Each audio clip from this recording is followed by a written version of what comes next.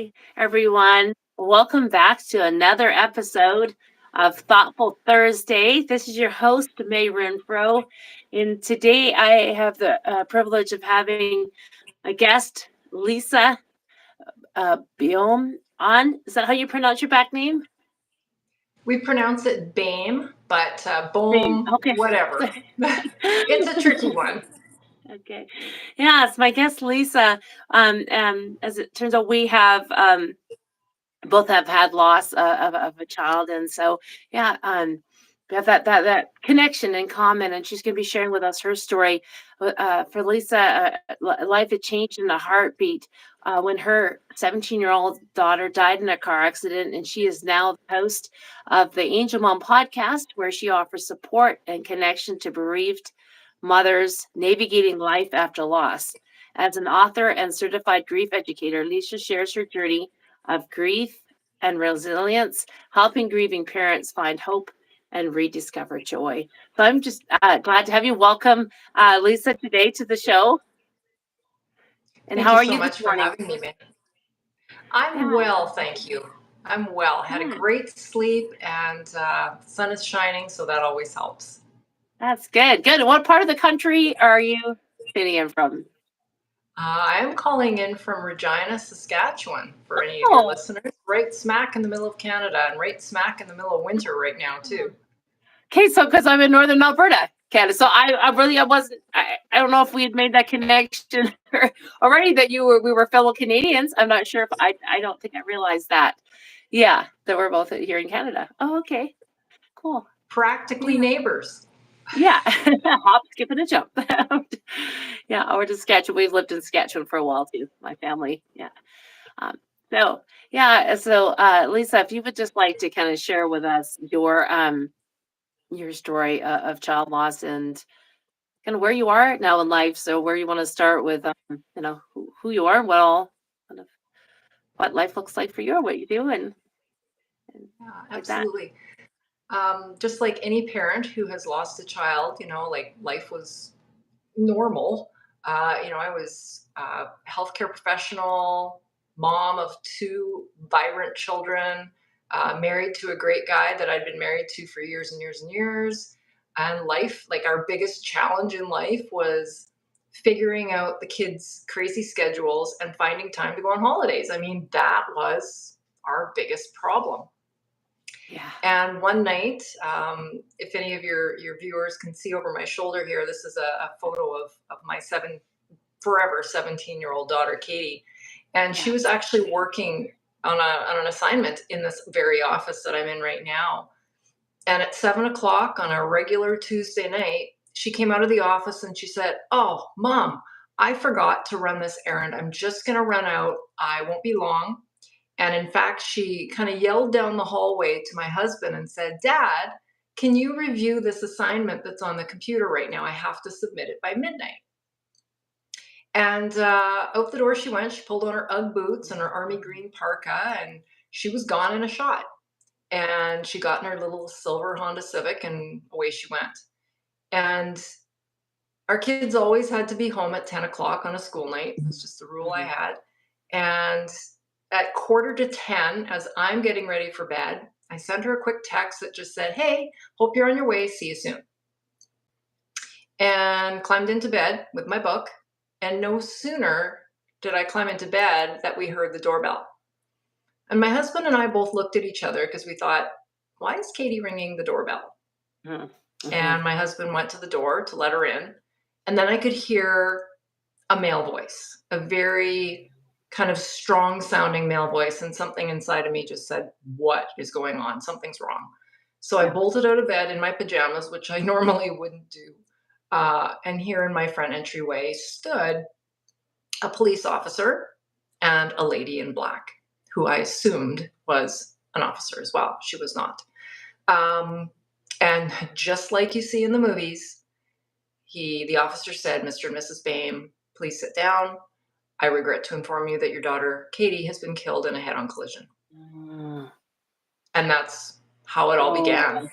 Oh. Um, and I always say that that's the point in time when my life became divided into two very distinct timelines, before and after. And I know Yeah. every Yeah. grieving parent listening can totally relate to that. Yeah. Yeah. Um, and I remember the officer was very kind. He was very compassionate. When I hear stories from other parents of how they received news, wasn't always that kind and compassionate. So anyway, Mhm. that began my journey. We have a son as well. He Okay. was, I guess he'll always be Katie's younger brother. So he was 15 at the time. Okay. And,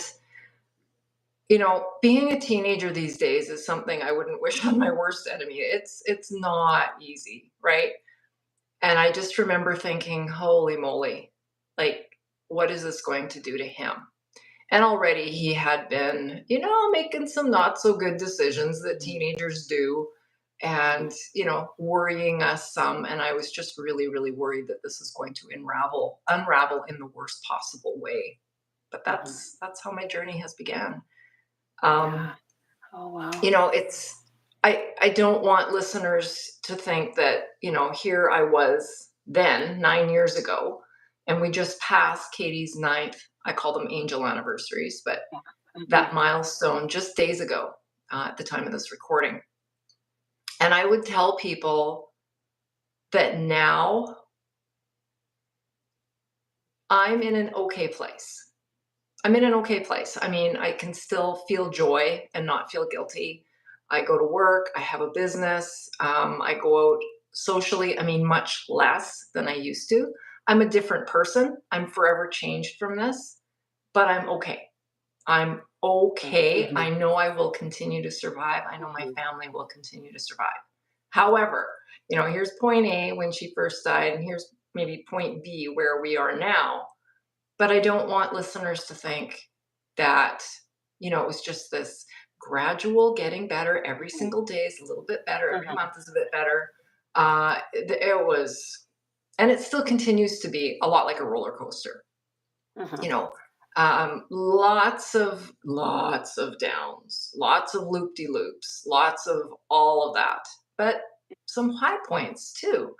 Some points where I felt hope, where I actually felt like I am, I know people don't love this word, but for lack of a better word, I am healing. Oh, Will okay. I ever be Yeah. healed? Will I ever be the same Yeah. person I was? Never in a million years. But I am healing. Yeah. Um, so like when they say it's a journey, it Mhm. is a Mhm. journey. Yeah. Yeah. Yeah, for sure. Yeah, I can know from my own experience that way. And like you said, life doesn't get back to that same, that you're a whole new, like, different, like, it is, that's not bad to not get back to that normal effort, because we can be stronger, from it. We, um, I don't know. I'm sure how do you feel about that when you say you don't necessarily get, life doesn't get back to how you were? How does that feel for you? Um, well, I think it's the absolute truth. It can't be the same. We were a Yeah. family of four. We're now a family of three. I was a Yes. mother of, a daughter. And now I still will always say that if somebody asks how many kids do you have, I will always say two. Yeah. Always. I will say, one is in heaven and my son is also 24. Yeah. But that has entirely changed. That whole identification of who I am, that has all changed. The way my family looks from the outside has all changed. But getting back to that being okay, I feel very, very, very strongly that, given this terrible situation that grieving parents are in, we can't undo the past. No amount of asking what if, I went on that crazy swirl for a Yeah. long time. What if I didn't let Katie go out that night? What if she went with friends instead? On and on and on. but to come to a place where we can start asking ourselves, what now? Mhm. Like, what do I do now? Because, as we just mentioned, like when we ask what if, we're looking to the past, right? Mhm. I can't Mhm. change that. You can't Yeah. change that. Nobody Mhm. can. But when we No. ask what now, it gives us just a tiny bit of power back. Because when we ask what now, we're focused on either the present or the future, right? And you may not have those answers right away. But in time, I believe that getting to that place of being okay again is ultimately a choice. And I know I might get some hate mail about that because people don't want to hear that. Mm. But, I chose to get out of bed every day. Mhm. I chose to continue to be as good a parent as I could to Mhm. my teenage son at the time. And even now, he still deserves a good mom, right? Yep. Yeah. I choose to live in a place of love and gratitude. I choose to work on my grief every single day because I know, I know what happens to me when I don't work on it. Mhm. So that all of these little things in my grief journey have ultimately been a choice. I believe that God, I leaned into God a lot after Katie died. And he kind of showed me the light, if you will, in different ways. But after that, it was up to me to do the work. Um, and that, and I do think that grief is a ton of work. It's not easy. There's nobody that has a magic wand. Um, it is taking those baby steps every single day. I don't know what your journey has been like and how you would describe that. Yes. Sorry. So cold. Um, yes, exactly. Like you said, there is that choice that we have to make. And you said maybe people don't want to hear that. Well, that is what we need to hear because that is how we're going to move forward, right? We have to make the choice that we're not going to let this totally put us out completely. Something I've said recently to someone on a podcast I was on about my story was that we lost our son, but we didn't lose our hope. And so you don't that hope, and you still have the others to live for. You had another son, your husband. We had other children, and that we needed to be there for. And your loved one would want you to rise up, it's every day to do those things to continue on because life is going on whether we kind of want it to or not. Sometimes I know I felt that right off too was a lot, it just didn't feel right moving on and even having joy again didn't quite feel right, but that's what I wanted after. I was like, I just want joy again. But yeah, no, so I can totally relate to what you're saying and that. Well, and for me, I needed to reframe a lot of things in my head. For example, the phrase moving on. That one really, it didn't feel good. But I thought if I can reframe that to moving forward, Oh yeah. it Yep. felt like I wasn't leaving Katie behind, that I was finding this way to bring her with me. Um, Mhm. Reframing all the thoughts in my head from what if to what now, which we just talked about. Yeah. Yeah. And I That's for sure. also thought I want to circle back to an excellent point that you just brought up, and that is our loved ones that have Yes. passed on. And I always, from like day one, maybe day two, I always wanted to make Katie proud. I always imagined her either with me in spirit or looking down from heaven or however, whatever feels comfortable to imagine, Hmm. and just almost watching me and wondering Yeah. what she might be thinking. Yeah. And I know my daughter, she was feisty, she was saucy, she did not have much of a filter, you Hmm. know, and I just wanted her to say, "Yeah, you go, mom." And I think too that as the mothers of the children that have passed on. We are ultimately their spokesperson and their representative here on earth. And I don't want Katie to be remembered as the girl who died in the car accident.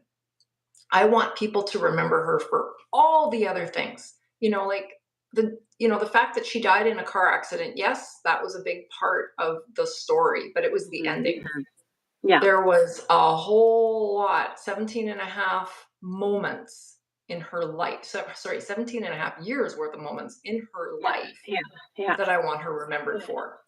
And when people look Mhm. at me and see, if I'm just a hot mess all the time and, you can't look at me without crying and I have stopped socializing and I'm just this sad person all the time, that becomes Katie's legacy, Mhm.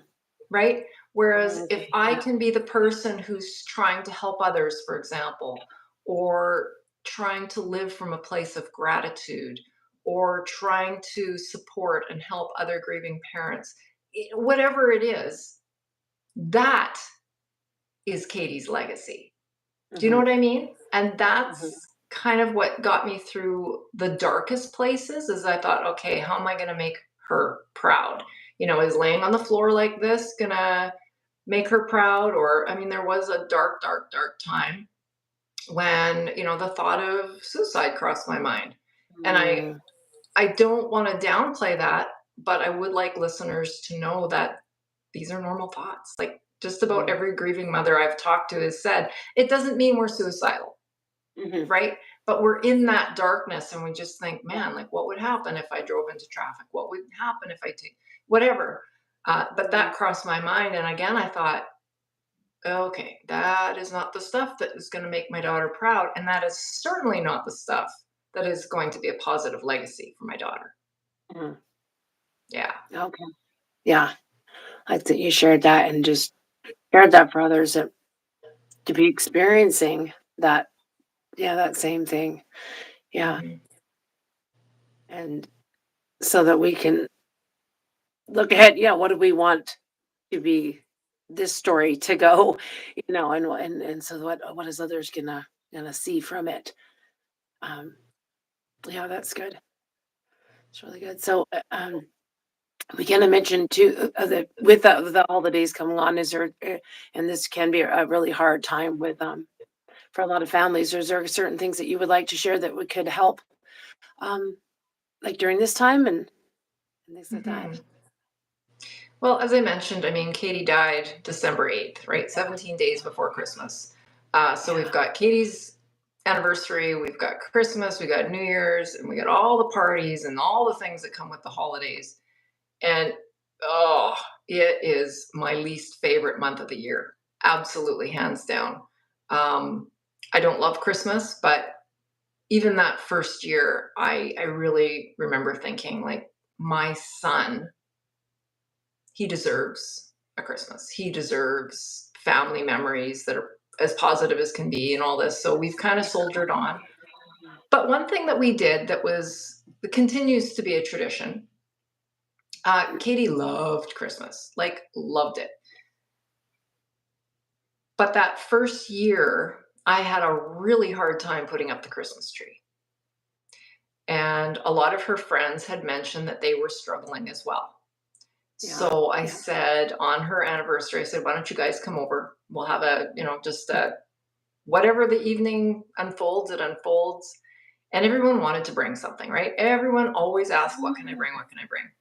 Yeah. And I said, well, I said, why don't you guys all bring a white Christmas ornament that is somehow reflective of Katie? Maybe it's an angel, maybe it's a feather, maybe it's whatever you think. So I had a house full of kids. I can't remember how many people were here. It was a lot, but I'm going to say about 30 or 40 kids. When I say kids, teenagers, 17-year-old kids, Okay. Yeah. um, who all brought beautiful, meaningful ornaments and they placed them on the tree. And I had already strung white lights. And every year from that point on, we receive, and without asking, we just receive at least one special kind of Katie ornament every year. So that has become a wonderful tradition. Yeah, And that's it does help, because every year I pull these things out and I remember which friend gave it and, their relationship and all of that kind of thing. It's also a ritual of mine to find someone that needs a little hand up at Christmas. And, okay. you know, like my reasoning is I can't buy a Christmas gift for my daughter anymore. So, whatever amount of money that I might have spent on her, I will and honestly, I feel like that person, the universe or whatever, they just find me. They cross my path just at the right time. Here's an example. I have a tattoo here on my inner wrist, Yeah. and it was done by a fellow who was putting himself through university, social work, and he had Mhm. lost his wife recently to cancer. And she happened to be my patient at the cancer center. I'm a radiation therapist. And so we had that bond. So we had this Yeah. loss, and, he obviously didn't know my daughter, but I knew his wife a little bit. And Yeah. this whole session was like a therapy session for both of us. Wow. And, he's a very independent young man, but, still struggling financially. Mhm. Mhm. And I just thought, so I went to the bookstore at the university and I bought a gift card for the bookstore Mhm. for the amount of money that I would have spent on my daughter. And we met at the hospital, and I gave him this card, and I just said, um, this is what I do every year, and I felt like Katie tapped me on the shoulder and said that you were the one this year. And I Mhm. hope this helps just a little bit, because it wasn't a ton of money, but it was just a little bit. And he opened it up and he had tears in his eyes and he said, you know what? I was just adding up the cost of my textbooks for next semester, and it was exactly this amount. So, What? we did Wow, that. We've that's done other cool. things too, just, Yeah. and Yeah. it fills our heart. Yeah. It fills our heart, and I don't do it for the purpose of telling Katie's Mhm. story, but it Mhm. seems like inevitably when, people come and say, "Oh my gosh, thank you," whatever, I will say, "We can't do anything for our daughter anymore, so we like to do something for other Yeah. people," and her story tends to come up. But so doing things like that, I Mhm. find there is healing in helping, whatever Oh, that yeah. looks like. It doesn't Mhm. have to be financial. Goodness knows Yeah. it doesn't have to be financial, but Yeah. finding a way, random acts of kindness, buying somebody's coffee in line. They don't have to know your story, but you Yeah. know why you're Yeah. doing it. Yeah. So that's been very helpful. And then, Oh, that's like on Christmas, like we set boundaries, and I don't know if everybody understands in the family, but it doesn't matter. I know what I am kind of able to handle, and I mhm. know what works best for me and my family. So my husband and my son and I tend to spend Christmas Day on our own. Um, my parents live close by and they know that they're always welcome, but we don't go anywhere. We don't go to anyone else's home. We're happy to meet, at other times, the week before, the week after, whatever. Okay. Yeah. But we just take that time to be together, however that looks like. Might be pajamas all Yeah. day and, Yeah. you know, the Grinch movie or Home Alone, which Katie loved, or it might be, going skiing or whatever it is. But that's our boundary. And I think Oh, over the wow. years, that has Yeah. become something that we look forward to because there's no Yeah. pressure that day. Yeah. And we might plan something or we might not, but it's just a day to just go, right, and just Mm. it's going to be a safe day because you Mhm. you don't have to be anywhere. So I don't know if Wow. that is That helpful or not. that's really good. No, I think that really would be helpful, um, because that is one of the things I think I've heard, especially of wondering, like, being around and just all that and finding that quite hard, right? But when Mhm. you establish that this is just our we just want this day just for our family, and then when others can, um, respect that and to like honor that. That sounds wonderful. And then you can just like you said, just whatever. And you're Mhm. also you look forward to that. Yeah. Yeah, I Yeah. think that would be yeah, a good thing for probably a lot of families to do that. And I think, like everything I'm sharing with you comes with 9 years of experience, right? And I think in the beginning, we feel so much pressure to conform to the Hmm. old way, right?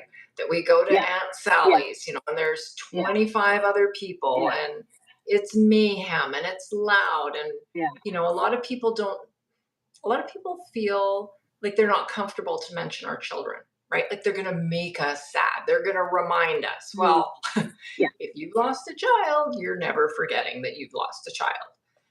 That's And right. I think, I don't know if I can speak for everybody, but I know myself, I crave to hear her name Mhm. by Oh, yeah. other people. Because, especially the longer my grief journey goes on, the more I feel like people will forget or Mhm. seemingly forget. I think, my closest friends, my closest family, they'll never forget. But life gets hectic, life gets busy, right? Mhm. And I Mhm. think our society is really bad at dealing with grief, right? So people feel awkward and they don't want to say the wrong thing, and so they do nothing. Mhm. Yeah. Um, so I think, especially if it's your family or a close friend, I think it's totally okay to tell them, it would be really nice if we had like a little side table where I could just put, a picture of Mhm. Katie, and maybe I could Mhm. put out some papers and people and a jar, and people can write their favorite memory about Katie and just put them in the jar.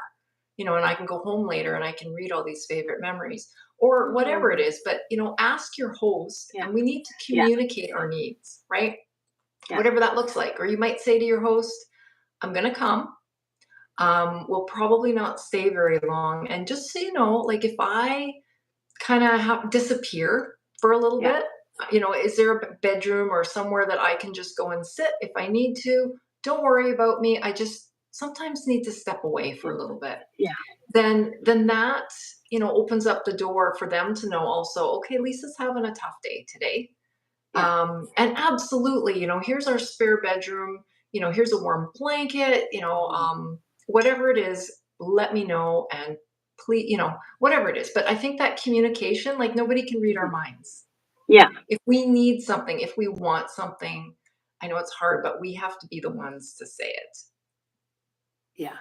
That is good to kind of to put that in place. Yeah, because others don't know. I think until you've been I've been there and walked through that, you just don't know, mhm, how that feels, and you can't really relate to it. So that's good what you said that that should, be very helpful. Yeah. Eh, do you happen to have other specific things that you really like to share to others going through, um, loss? Like, what are some I don't know, some big things that really helped you and that you would like to be able to share to those maybe that's right in the middle of it, or maybe it's been a while. I don't know. Do you have I some things you think could share? these are very high level for sure. But what really helped me was hearing from other people who had been on the grief journey for a lot longer. Here I was brand new, fresh, Yeah, yeah, is you will survive. I know it feels like you're not going to, yeah. but you will. So that was big, and I know that's simple, Wow. Yeah. but to know that and to hear that from somebody further down the road was very powerful. Um, I think reaching out and being in the company of other grieving mothers is very helpful. As we were Mhm. just mentioning, Yeah, society in general is terrible at dealing with yeah, grief. yeah. And, losing a child, I don't want to say that it's worse, but it's much different. Let's call it different than any other kind of loss. Mhm, mhm. And, so it's hard to relate to someone who maybe has lost a favorite pet or a grandfather or something. So I would highly recommend that if you've lost a child, is to connect with other people who have lost a child. Yeah. There is a group called Compassionate Friends, which has chapters worldwide. It's faith based. You can Yeah. look it up. There should be a chapter near you, so that would be a good face to face. I do online support for grieving moms, plus my podcast, my book, things like that. So reach out to other grieving mothers. Odds are, if you tell your friends, your family, do you know anyone who's lost a child? Because I'm just looking to connect Yeah. with somebody. I would Yeah. bet my bottom dollar that there is somebody, in your circle that Hmm. has lost a child that would be more than willing to meet you for coffee. Yeah. So that is an important Yeah. one. And I cannot overemphasize the importance of self care. Now, I think self care has become this buzzword, where we think of bubble baths and going to the spa and that. But I am talking about self care at the most basic level. Like I'm talking about drinking enough water. I Okay. Yeah. remember, when you, this is kind of gross, but you think about, wiping your tears with Kleenex and like blowing your nose and having this big pile of Kleenex beside you. We've all been there. Well, Hmm. as gross as it sounds, but the snot and the tears, that's all body fluid. That's all water that you're losing.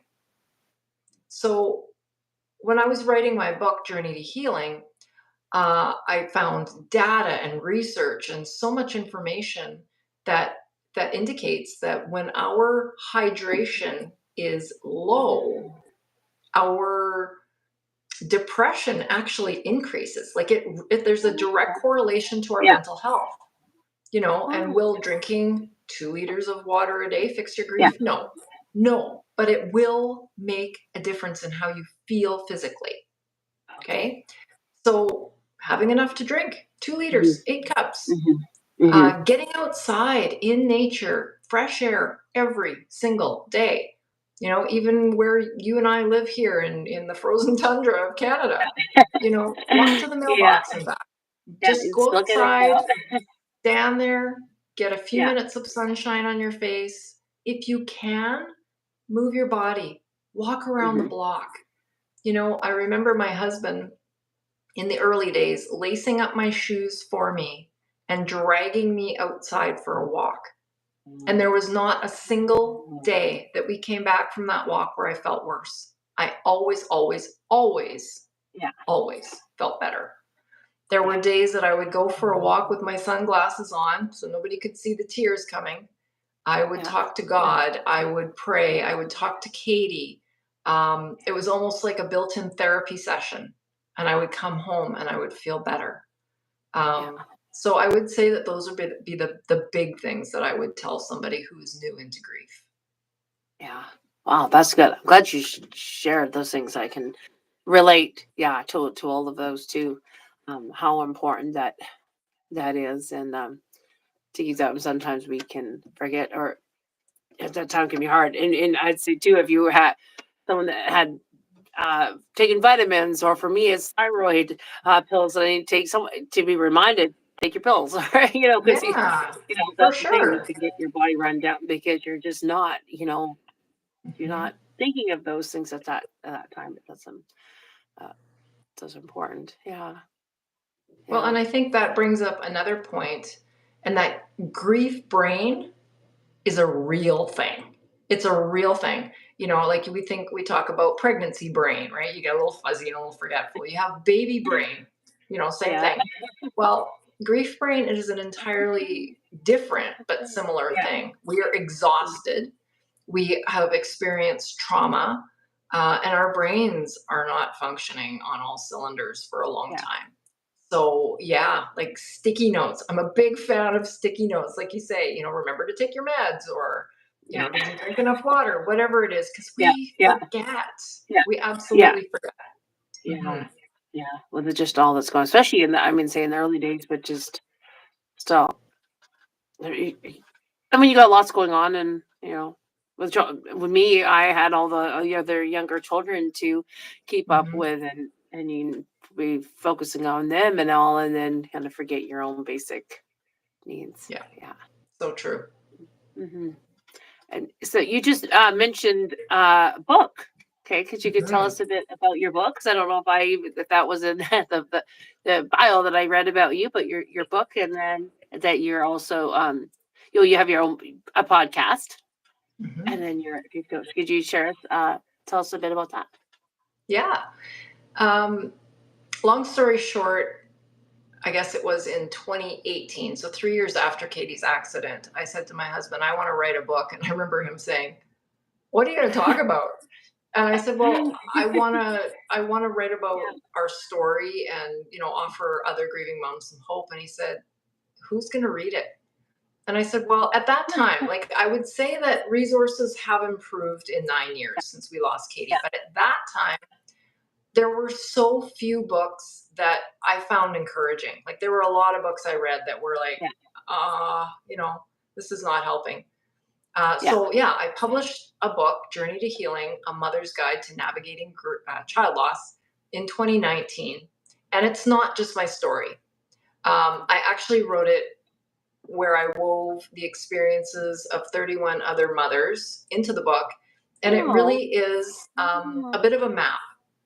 I mean, we all take and experience this journey differently, but it is full of over 100 different small, tiny baby step kind of tips that Yeah. people can implement. It talks about our physical health, our mental health, our spiritual health, and just, woven into a bit of a story, um, just really helping moms in particular, but honestly, anybody who's experienced grief, just to give them some helpful strategies and so on. So that was my book, and honestly, the best way to find it is to look up my name, because the title of my book is so long. Healing is a title that's in everything.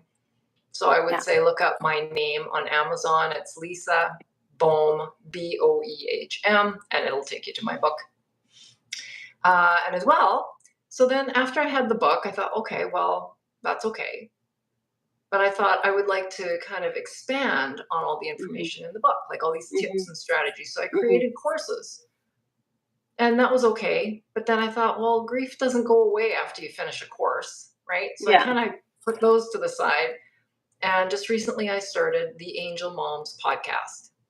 Obviously, a podcast for grieving mothers. Yeah. Yeah. Um, Yeah. and it just, every episode dives into, again, bite-sized, small tips and strategies that we can all take. I just had a guest Yeah. on. About once a month, I have a guest on, Okay. but Yeah. all based on questions I have received as a grief educator and grief coach over the last 9 years. So, as you can imagine, there's a lot. Yeah. Um, but that has really got some great feedback. And the nice thing about a Oh. podcast is, as you know, Yeah. that people can listen to it, watch it, whatever, Yeah. at any Yeah. time, Yeah.